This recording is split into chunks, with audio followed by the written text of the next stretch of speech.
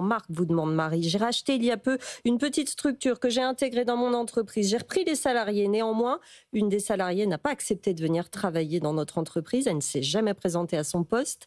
Est-ce que c'est un abandon de poste?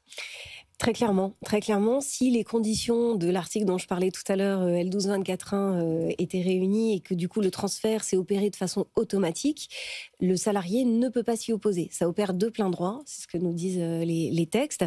Et donc le salarié ne peut pas s'y opposer. Et s'il ne se présente pas pour assurer la poursuite de son contrat de travail, il est en faute.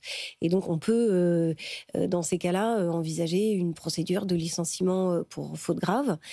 On peut aussi s'interroger sur est-ce qu'on n'est pas dans un cas où on peut appliquer la fameuse présomption de démission. Oui. C'est réputer le salarié démissionnaire parce que finalement il est en abandon de poste. Mais tout ça, ça suppose deux choses. C'est un, d'avoir bien vérifié que les conditions de 1224.1 étaient réunies. Donc est-ce que j'avais bien cette entité économique autonome qui a été transférée et qui conserve son identité? Et ça, c'est le premier point. Alors ce qu'il faut savoir, c'est qu'en plus sur ces fameuses conditions, la jurisprudence n'est pas très claire en fait. Les juges appliquent ce qu'on appelle la méthode du faisceau d'indices.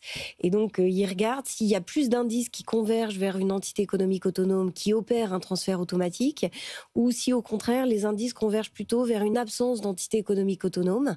Et en fonction de ça, ils décident si oui ou non il y a transfert automatique des contrats de travail. Et c'est très compliqué quand on regarde les décisions qui sont rendues d'avoir des convictions en matière de 1224.1. C'est vraiment un des sujets dans ma matière, le droit social, un des sujets où c'est une matière grise en fait, on a du mal à trancher. Donc oui, le salarié est en faute, mais ça suppose que les conditions soient réunies. Et deuxièmement, ça suppose aussi que le nouvel employeur n'ait pas en tête de lui imposer une modification de son contrat de travail. C'est-à-dire que le contrat est transféré, il est transféré tel quel.